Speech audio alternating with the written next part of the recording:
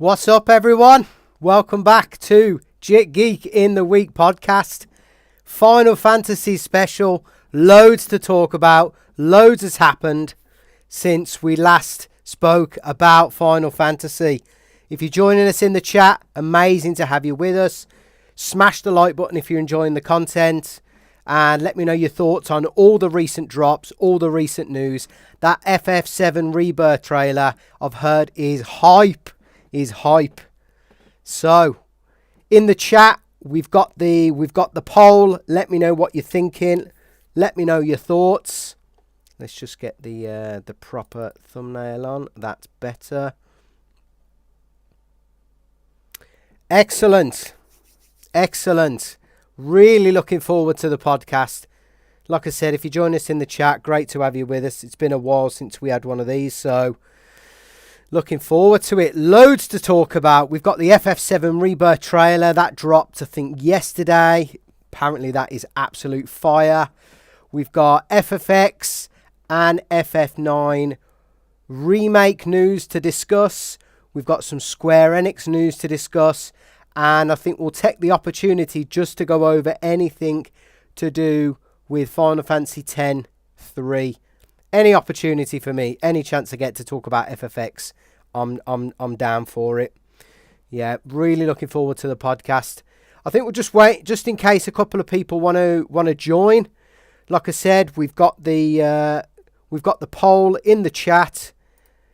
Let me know what your thoughts are. What game you're hyped for the most? We've got FF7 Rebirth, FFX Remake, FFX3 and FF9 Remake. Really interested to see what your thoughts are there. Welcome to all the new subscribers as well. Had great subscribers. Join the jikGeek community in the past few weeks. Thanks a lot for the support and the love. Really appreciate it. And yeah, just hope you enjoy the content going forward. Plenty of Final Fantasy content to get stuck into today. Plenty of Final Fantasy content on the way on the channel as well. So, yeah, we've got the No Sphere playthrough of FFX. That's near to the point of Unalesca. So really buzzing for that fight there. We've just offline. I've just recorded up to and including Sanctuary Keeper. So stay tuned for that. Right, let's. It's all set up. We've just got to. I'm just waiting in case there's a few people that want to join us in the chat. Right. I think we'll get stuck in straight away with the FF7 Rebirth trailer and react to that. I haven't watched it, so I'm absolutely buzzing for that. And then we can break it down. I'm going to try not to get copyright striked for this, because the last trailer I reviewed during the podcast, it shut the podcast off because it was copyrighted material. So I'm going to try not to. I'm probably going to chunk it up into various sections as and when I can, and just react as and when as well. So yeah, live reaction. Right, let's get this done and dusted. Just checking the sound as always. Fantastic. Right, we've got that. So, Final Fantasy VII Rebirth trailer reaction and breakdown. Let's go. The world's ending. At least, that's what everyone's saying. This sky, I don't like it. Ready to fire, sir. Welcome to the New World Order. I've got to say, Rufus looks incredible in this. He looks better than obviously he looks better than before, but Rufus looks on point. And I like the fact that we've got the parade as well. Just bringing back so many flashbacks, so much memorabilia this is. The graphics look unreal as well. Fire! Oh, the parade looks Just so cool. close your eyes and listen. Tell me you can't hear that. Her rallying cry. Planet runs out of energy. It and everything on it dies. We can overcome our fate. Barrett said the the thing. same as these monsters? Genova, yes! Am I even human? Okay. I mean, Sephiroth as well. Again, Genova looks unreal. Sephiroth, that just looks so cool. And Sephiroth, I think, is one of the most perfectly designed remake characters. Am I even human? Okay. We're looking for Sephiroth. Think you can find him? Oh! Oh, Kate Sith, yes! And he looks unreal. He looks so cool, yes. Sephiroth, you say? So you heeded the call too, did you? Oh, Kate What are you Sith talking looks about? ace. As you can see, your brothers And we got down chocobos, there are yes. having a little get together. Hang on, was that a You can green see chocobo? Your brothers down there. So that's a black chocobo. That's a green chocobo. This looks quality. Are having a little get together. They're our best chance of finding Sephiroth. Yeah. I ask because I suspect they're soldiers suffering from cellular degradation. Do not be deceived. Oh, You know the truth. Trust in me. Sephiroth! oh, sick. I can't remember the name of that boss, but it looks great. Oh, the big combo. On me. Oh, now this obviously is when we get to team up with Sephiroth. If I get a chance to play 7 Rebirth, this is one of the parts of the game I am absolutely buzzing about. Absolutely buzzing about.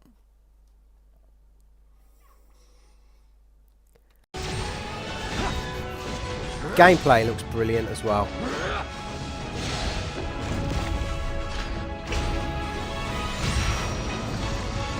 Oh, is that Ifrit? And Odin! Yes, we got Odin!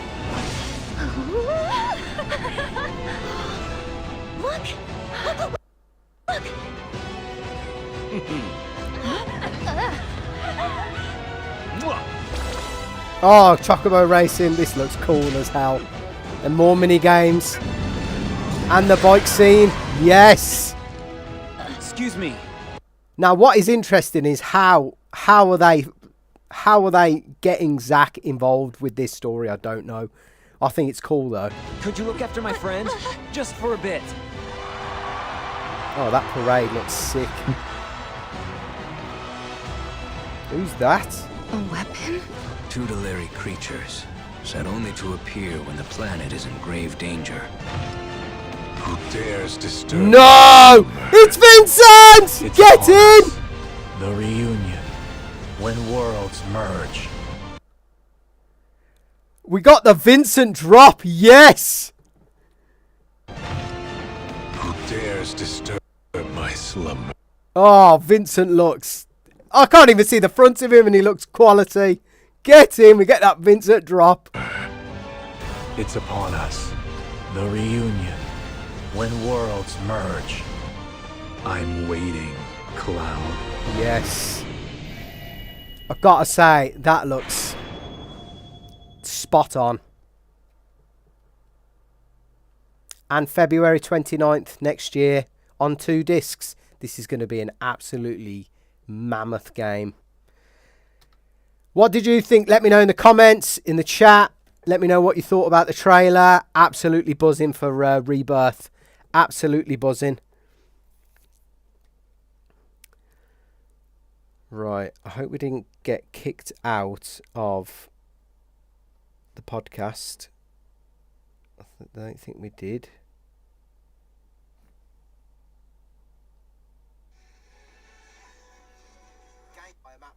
Yeah, that's fine. All coming in brilliant. Oh, let's break that down. Let's go through it. Let's break it down scene by scene. Because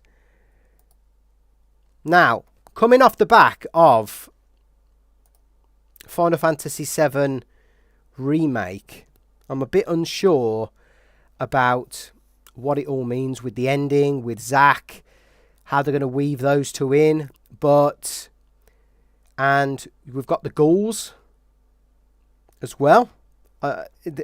they're obviously the new part to play in this.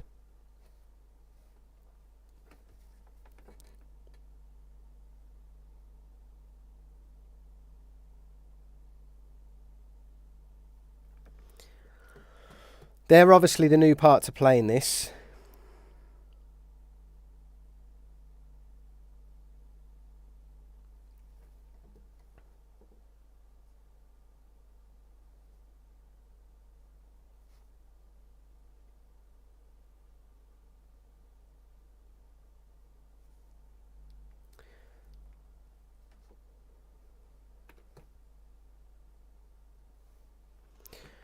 Yeah, so we've let me start that again. So let's break this down then. Final Fantasy VII Rebirth trailer coming off the back of Final Fantasy VII Remake. I was a bit confused as to the ending, obviously because they've all ended up leaving Midgar, and then we get that scene with Zack. So I don't know how they're going to weave him into the story. Maybe it's some sort of time travel stuff. Maybe it's to do with the ghouls, or whatever they were called. I can't remember the official name. But maybe it's two different storylines or two different timelines and they tell them simultaneously. That would be cool as hell.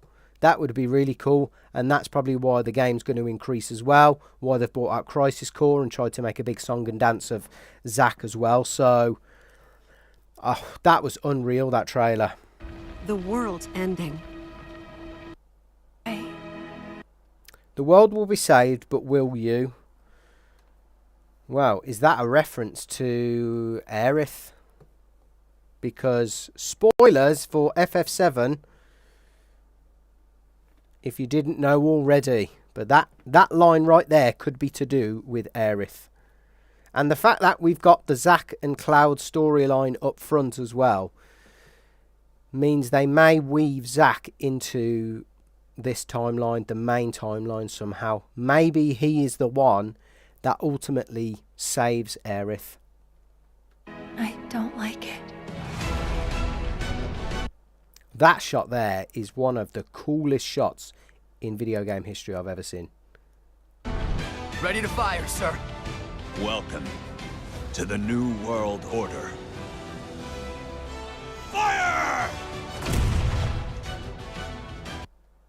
I love we got the parade, the graphics are on point, the lighting's on point. We're going to have to obviously do, within this, we're going to have to do the little mini game, I think.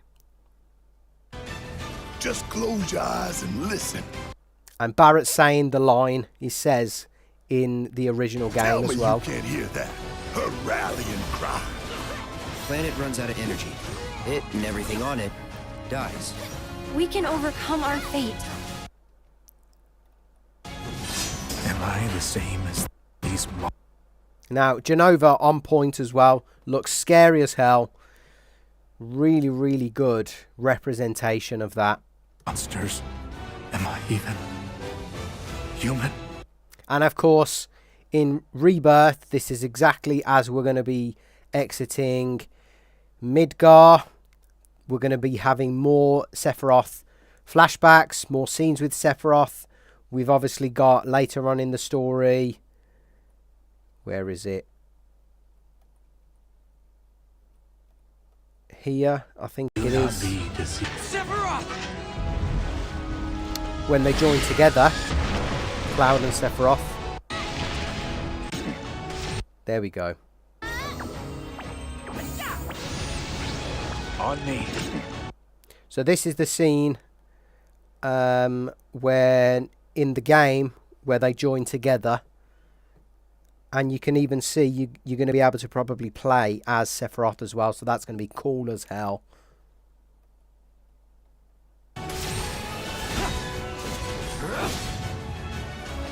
And the team up moves as well. Unsure what boss this is. It looked like Alexander though. The summon Alexander.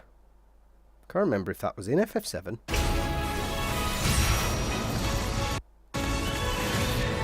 That looks like Ifrit. That looks sick. Odin looks absolutely unreal. What was it? What was that attack that he used as well? Zenkantetsu or something like that. Badass move. Maybe that's him using it there. Coming into battle. And he just, one slice, gone. Oh, we get a gold saucer. Yes. I did not have. I must have missed this off the trailer reaction. Look! Look! And of course, Look! what do we get there? None other than the infamous Ferris wheel scene. Buzzing for that.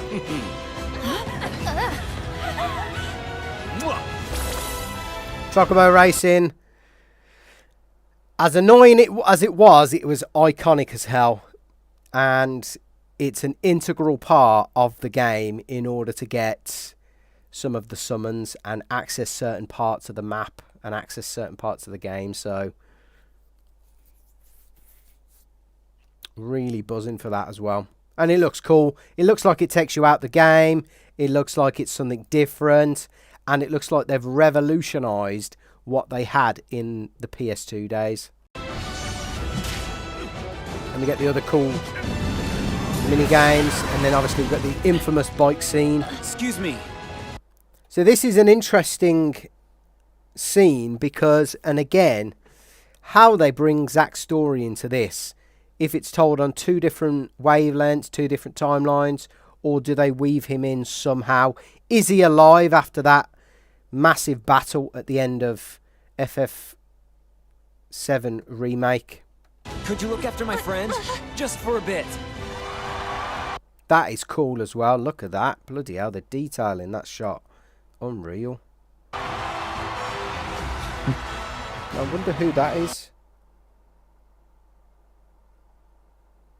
I mean, I don't really know who that could be. Because we've seen Vincent. It's not Sephiroth. Judging by the moustache, I don't know.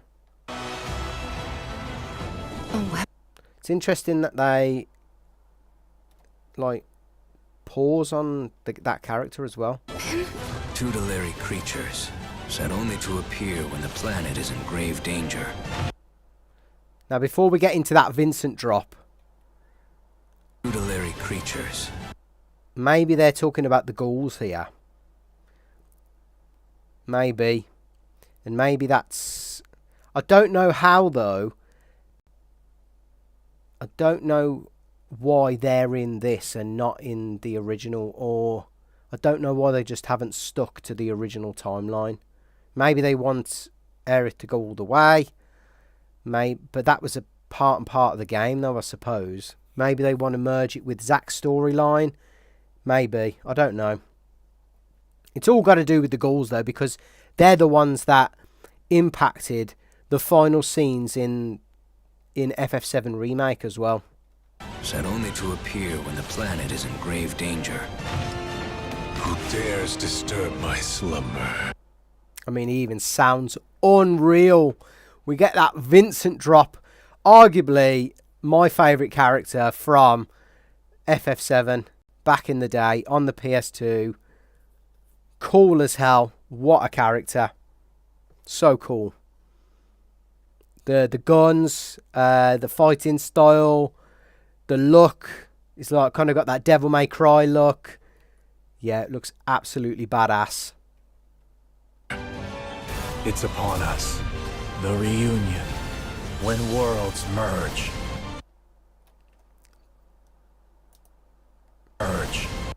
Oh, that is quality, that shot as well. Some really like cinematic cutscenes, and the cinematography in this trailer alone is stunning. I'm waiting, Cloud.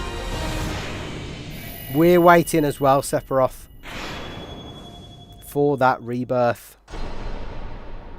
February 29th. 2 discs though, that's really interesting.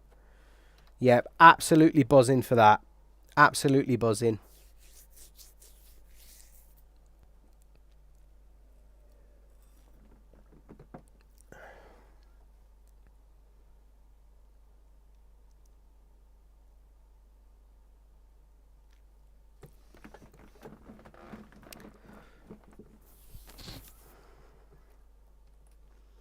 Right, I think with that out the way, let's get on to the other news we've got to discuss today. Now, first things first, we go to PSU. I think we've been to PSU before. On rumours and news regarding Final Fantasy IX and Final Fantasy X remakes.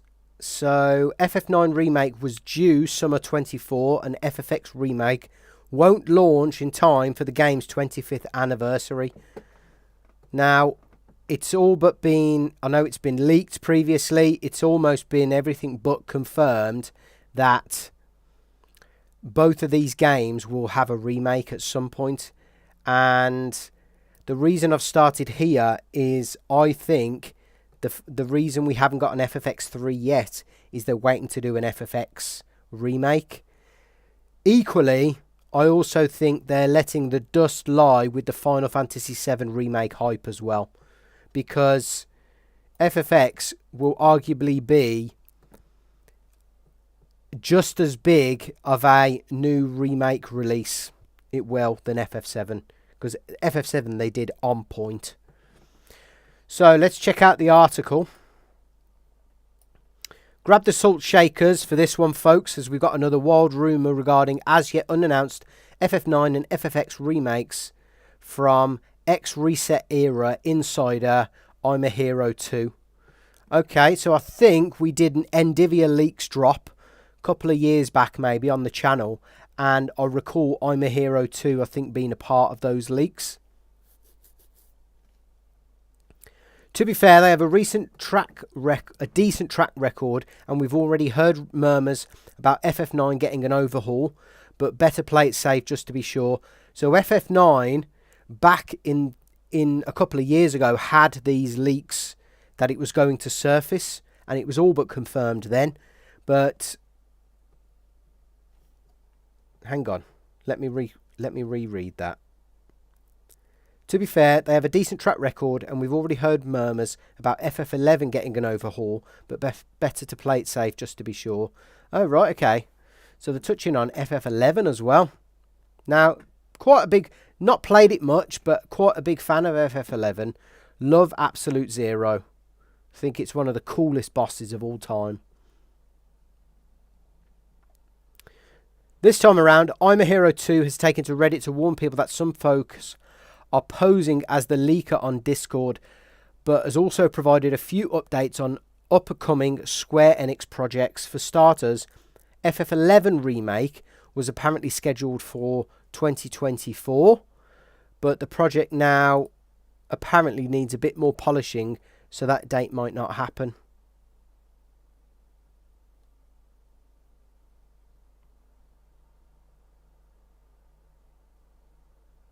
Oh, I think they've got it wrong above there when they talk about FF11.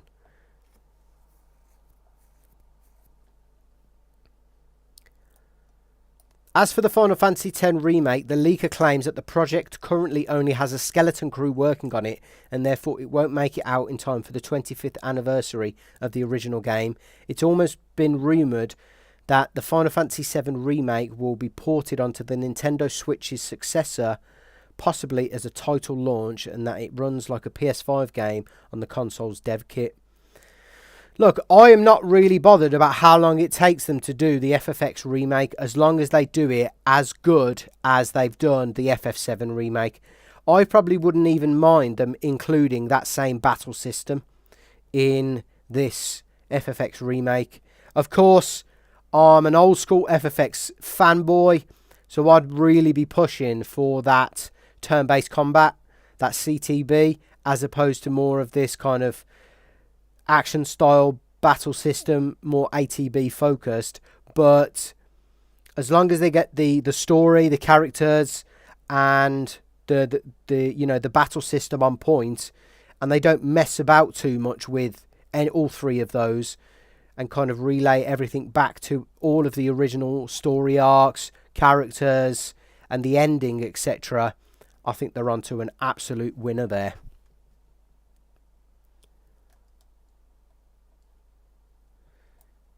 As mentioned, none of these projects have been officially announced by Square Enix, obviously not.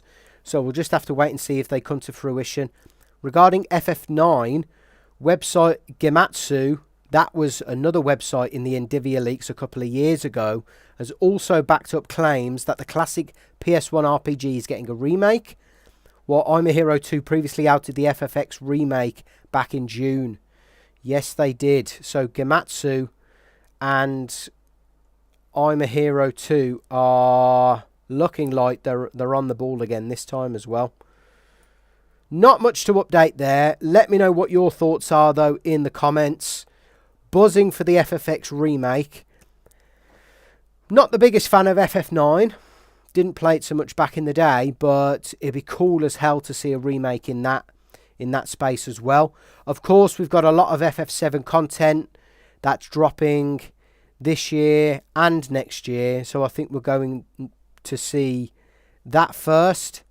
We might have some DLC content for FF16 as well, and then I think they'll be looking to put their focus into the third part of the trilogy of FF7, but also then starting to probably ramp up development on an FFX remake and maybe get that confirmation for FF9 as well. Watch this space though, folks. I think that's the main thing.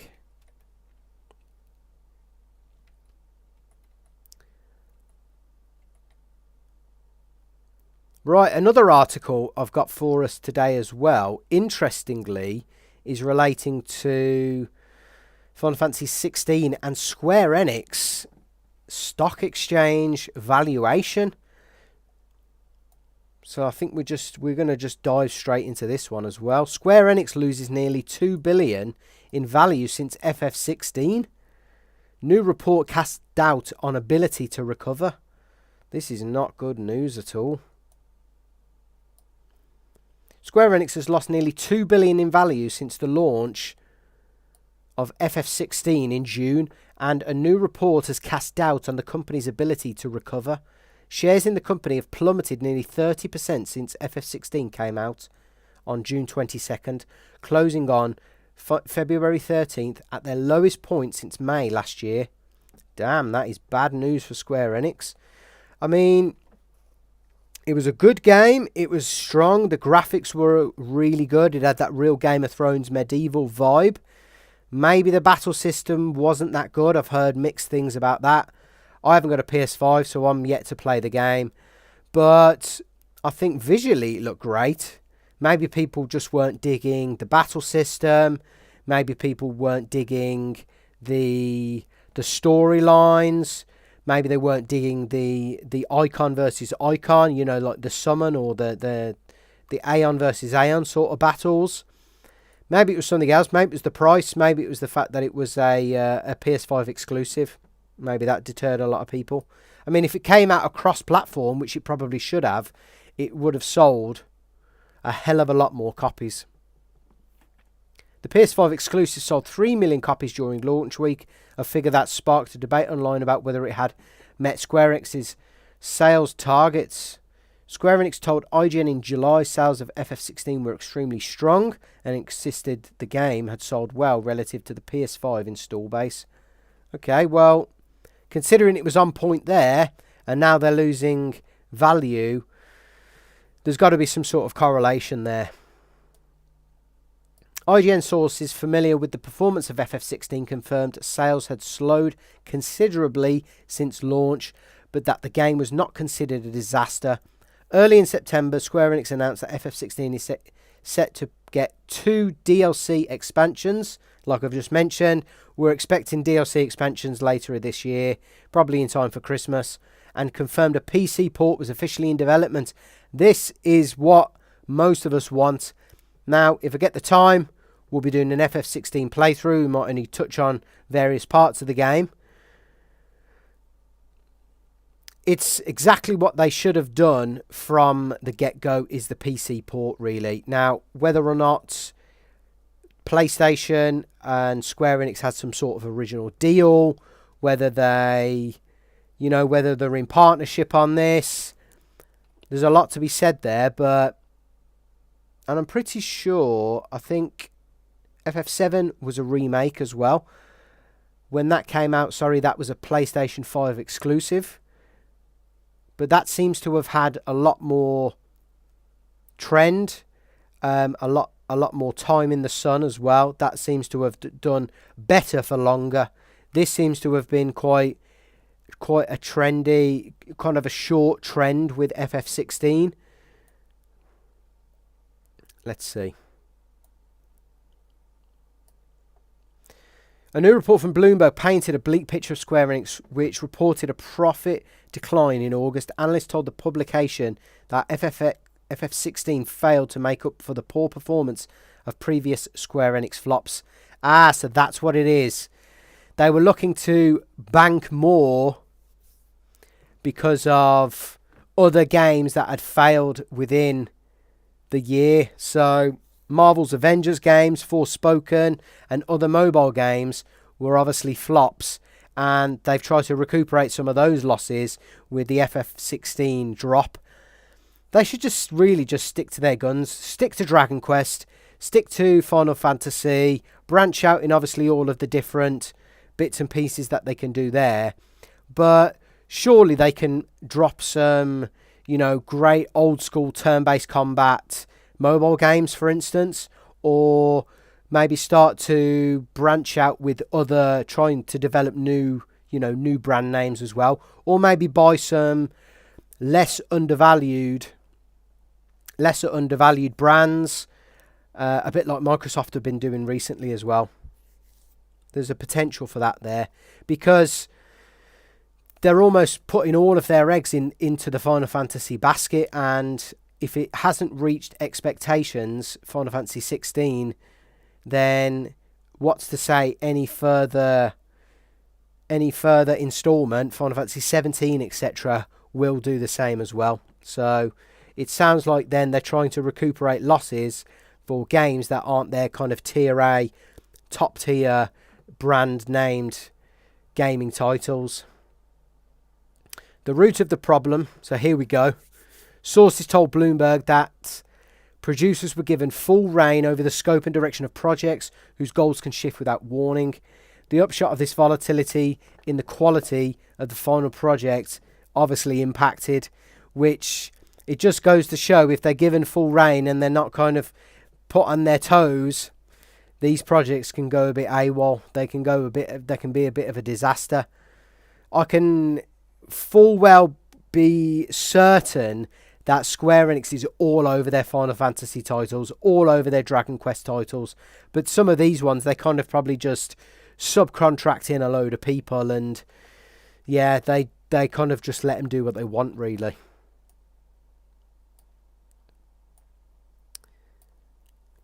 Square Enix has a new CEO, Takashi Kiyu. Sorry if I butchered that name, who intends to reduce the number of smaller games in the works to focus on big budget games that have a greater chance of making an impact on the company's bottom line. Square Enix declined to comment. I mean, look, right, like I said, they've got a lot of eggs in the Final Fantasy basket. Dragon Quest is still going. It's still a massive title, especially in Japan, and I guess they've just tried to branch out just to see what shit sticks, basically, but this just hasn't worked. All of the other titles just hasn't worked. We'll see. I mean, upcoming Square Enix games include FF7 Rebirth, just on the trailer drop. That looks fantastic. Star Ocean, that was popular back in the day, but it seems to have kind of died a death, that. Story Art, Foam Stars, and Final Fantasy XIV expansion Dawn Trail. Okay. Like I said, though, I mean, 2 out of the 5 titles there, Final Fantasy. So it's a lot of eggs in one basket going down that Final Fantasy path. Personally, they've got a lot of good opportunity here with the remakes of old titles, maybe using Unreal 5 engine, maybe using new technology as well to really bolster the graphics, but really experiment with the older titles and that turn-based combat as well. I think that's another market that they're missing here. Yes, the Final Fantasy VII, FF7 16, maybe you could even include FF14 in there. They're going very much down the action RPG route. I think there's definitely a market still to be had for turn-based route. Let me know what your thoughts are, though.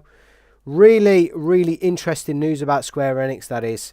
Trying to recoup some of the losses made with other titles that just haven't worked, including Marvel and Forspoken, which just isn't Square Enix's bread and butter, really. Now, if you join us in the chat, drop a like, smash the subscribe button if you're new to the JGITW community. It's great to have you with us. Let me know what your thoughts are with the poll in the chat as well. Which game are you hyped for? FF7 Rebirth, one of the remakes, FFX3. And speaking of FFX3, any chance for me to touch base in Spira, always love to. Excuse me. If you're a fan of the channel, you know we've got the FFX No Sphere Grid Challenge Guide playthrough going on at the moment. We've just hit Sanctuary Keeper. Always an interesting fight in No Sphere Grid. So yeah, I mean, look, FFX3, right? It's a tough one to call because it's been rumoured since... probably even since the FFX2 days, ever since we had that conclude.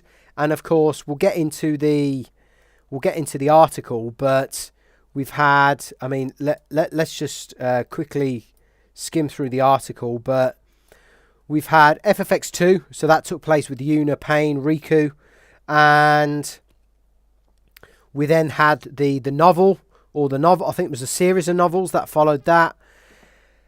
And then we obviously had the audio drama, which the fans did not enjoy.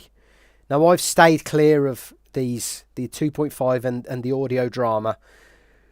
And I think I probably got about 60 to 80% into FFX2, and I just could not finish it. So, really, Final Fantasy X for me stops at the end of Final Fantasy X. The ending was absolutely perfect, spot on, wrapped it up so nicely in its own little world.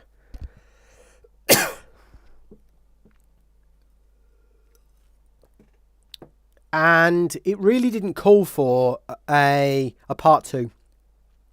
It really didn't call for a 2.5 novel. It really didn't call for an audio drama. So I've heard some rumours that they're going to bring Sin back. Tidus is going to be resurrected again. Well, he is resurrected again, obviously, as of FFX2. But as of the novel and the audio drama, obviously something's happened to Tidus there. So perhaps that they're going to use the Farplane or the Fireflies to bring Tidus back as well. I mean, look, it'd be another Final Fantasy X world-building project that hopefully adds value to that specific brand. And yes, they could do a lot with it, but retracing old steps just doesn't feel like the way to go for me. It really doesn't. Bringing back Sin feels like treading over old ground. Maybe they should introduce new villains, introduce a whole new story that potentially they could build on that, maybe. Let's just go through the article though. So this goes back from 2021, but I couldn't find any other news that has surfaced since then, and I just wanted to touch on the fact that we'll go through this, but I think I want to play it against the Final Fantasy X remake. So the only thing preventing Square Enix developers from making FFX3 is the ongoing FFX7 Remake series. At some point after the team wraps up FF7 Remake saga, another sequel set in Spira could be the team's next big project. On the downside, it will be quite a few years before that happened. So, absolutely agree with what's going on here. The fact that we've got the remake trilogy for FF7, that's the main focus for all of the resources, the project teams. That's the main focus for Square Enix at the moment. Obviously, we've had other projects like FF16 delivered, but in terms of the remakes and rehashing old FF titles, FF7 is clearly, it's a fan favourite at the moment. It's still got big hype. We've still just seen the Rebirth trailer. It looks unbelievable as well. So no doubt they're putting all of their efforts into those games. What comes after that, though, remains to be seen, because they could go in a number of directions. They could do an FFX 3.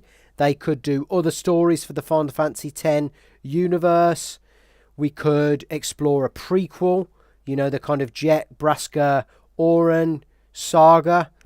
Or they could look at remaking some of the other older titles as well, like we've seen in the previous article with Final Fantasy IX. My thoughts on this, though, is we could see FFX Final Fantasy X get a remake first, and then they build on that. Potentially, they could almost retcon anything that's come after Final Fantasy X with a new story. They could retcon FFX2, or they could retcon anything from after FFX2, like the novel, like the audio drama, and build upon this FFX Spira universe that way. That would be cool. I just hope they don't butcher the original story.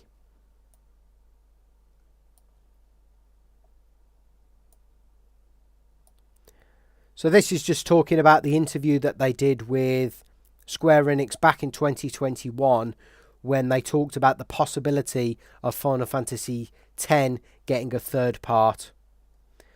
The possibility is not zero, Toriyama said, of the game being made, but first, we're not done making FF7 Remake. Now, at this point, the Final Fantasy VII Remake I don't think could come out, so we're not in a position to talk about this just yet. So you're telling me that there's a chance. Here's everything we know about the seemingly inevitable FFX 3. So when might it come out?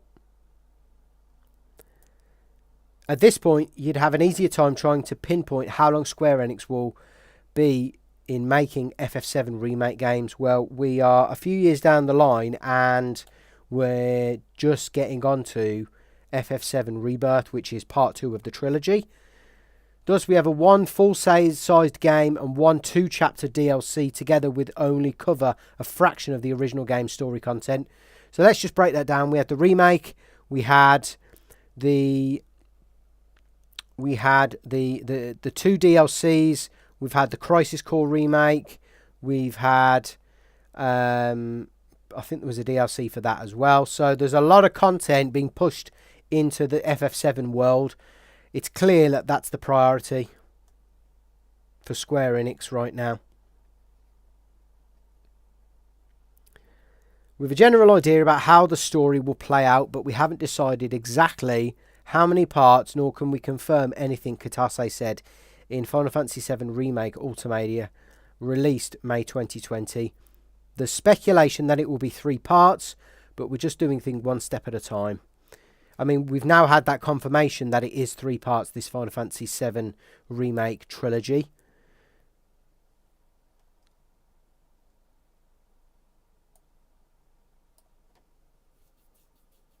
So FF7 Remake Part 2 probably won't be released until 2023.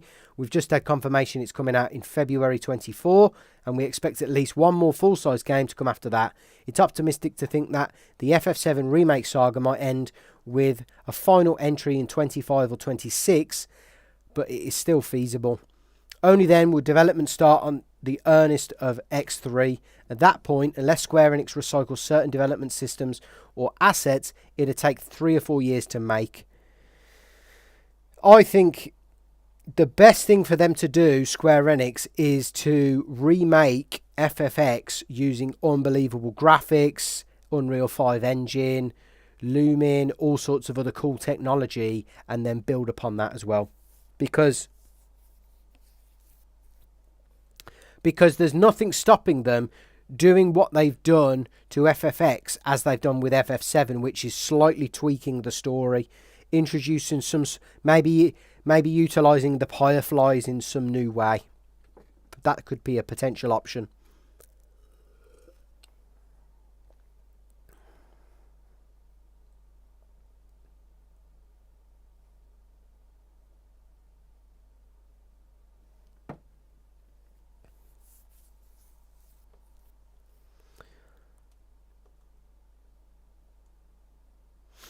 Now, this trailer here is not the Final Fantasy X3 trailer. This was the 20th anniversary 4K Unreal 5 engine trailer that someone did, and it looked absolutely unbelievable.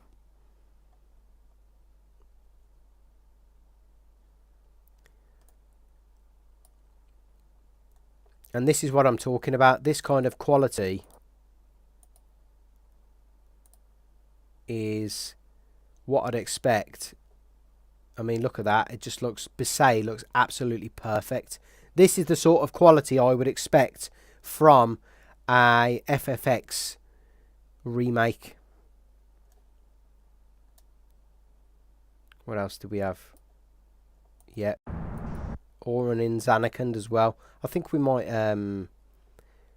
do a reaction to this actually at some point. I mean, Besaid, that iconic first scene in Besaid, brilliant. So this is a good representation of how great the theoretical FFX3 might look one day.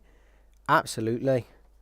In fact, by the time it actually enters development, it could look even better. Well, we don't know what technology we could have on our hands at that point, do we? The video shows various environments from the game, including Besaid and more urban environments, and there's even a secluded pond in the forest where Tidus and Yuna share their first kiss, the most iconic scene in the game. There's also every major character, including Sin, the monstrous entity that plagues the world. Yeah, we'll do a reaction to that at some point, because I love that video. So what would be the FFX3 story? Well, and this is where it starts to get slightly convoluted and slightly off track, really, because FFX Unreal perfect finale. FFX2 questionable finale. The novel and the audio drama, it's just gone batshit crazy. Batshit crazy, right? Throughout the events of FFX, we learn the protagonist Tidus was a blitzball star who lived and died in the city of Zanarkand 1,000 years prior to the events of the main game. Some deeply metaphysical magic resurrected his body form as a dream of the faith, referring to the beings created from the spirits of humans merged with the fireflies to manifest magical creatures called Aeons. So essentially, Tidus is an Aeon, right? And this summoner, Yu Yevon, uses faith to summon Zanarkand and the people who live in Zanarkand. And therefore, Tidus is a summon. Tidus is an Aeon. Tidus is a dream. Now, because they defeated the guy who creates Sin, does this summoning, that's why Tidus has to go away. So there's a lot to take in for that story. Just trying to find where we are at the end of FFX. FFX2 follows Yuna and the Summoner's Party 2 years after the first game. Yuna is tasked with navigating the political turmoil of 3 factions on the brink of war, but also eventually has to travel into the far plane to defeat a source of great evil that's corrupting the faith. See, it's all a bit convoluted, the story. Here we go, the novella. The novella, Final Fantasy X 2.5 Onno Daisho novel, sorry if I butchered that, and the audio drama Final Fantasy X will explore the fallout of their reunion. Unofficially translated as Price of Eternity, the light novel conveys some strain in Tidus and Yuna's relationship. Some truly bonkers, yeah, I've heard it's absolutely batshit crazy stuff happens, including time travel to Besaid from Tidus' time to explore the random sexual nature of how Aeons are created. That sounds weird as fuck. Tidus dies again, is resurrected again, and the whole process sort of breaks the universe. See, this is where the remake of FFX would come in handy, because you can forget about all this, retcon it all, forget about it all, and just start again, and maybe even just slightly tweak the story, or build a better FFX 2 and 3 and maybe 4, and then you can branch out into the universe as well.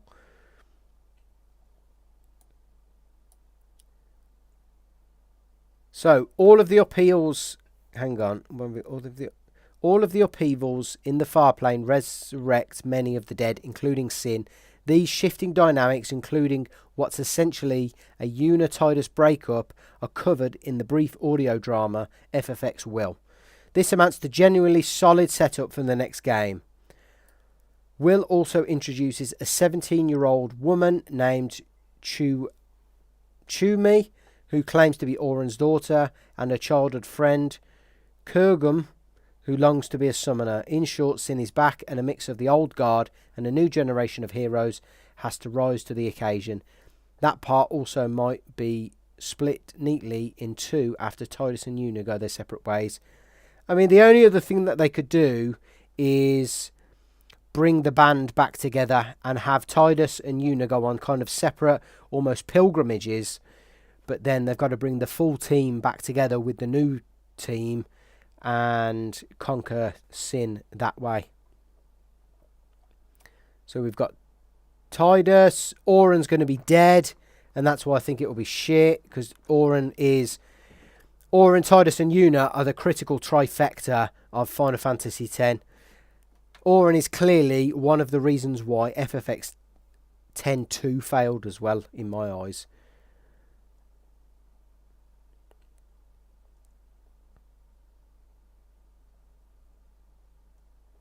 I mean, Wakka, Kimahri and Una and Lulu are still there. All things considered, there are a lot of potential party members in play, and there's an opportunity to have Tidus start the next game significantly depowered for story reasons, similar to Sora in Kingdom Hearts 3, whatever that means. What direction the game actually goes in and what new characters might be introduced is anyone's guess. For many people out there who may have only played Final Fantasy X, all of these details are considered canon, similar to how multimedia projects expanded the lore of Final Fantasy VII since long ago before Remake came along. It remains to be seen just how Square Enix might use all of this. Telling if they go down this route, they're missing a trick. Anyway, what do you think? Let me know in the comments. Smash the like button if you enjoy the content. And let me know what your thoughts are on where they could go with the Final Fantasy X-3 universe. Now, folks, that is all for our Final Fantasy X special edition today. Really enjoyed having you with us. If you've joined us in the chat, thanks for joining. Smash the like button, subscribe to the channel, never miss an update. Tune us in tomorrow where we'll be doing another JGITW in the week. This is a double weekender podcast.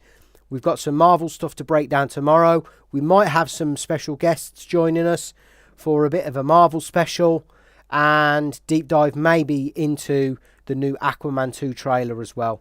Not really too keen on that, but we'll see how it goes. Thanks for joining. Take care. Bye for now.